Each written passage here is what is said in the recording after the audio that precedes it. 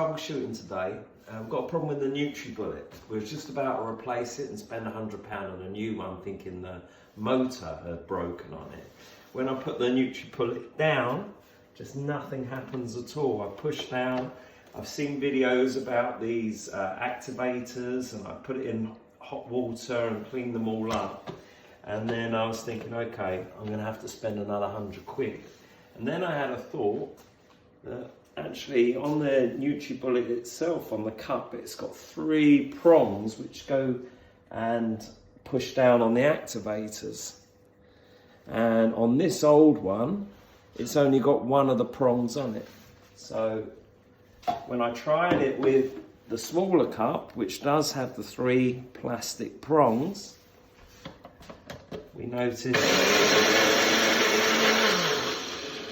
it works absolutely fine. So check your prongs before you go and buy a new Nutribullet.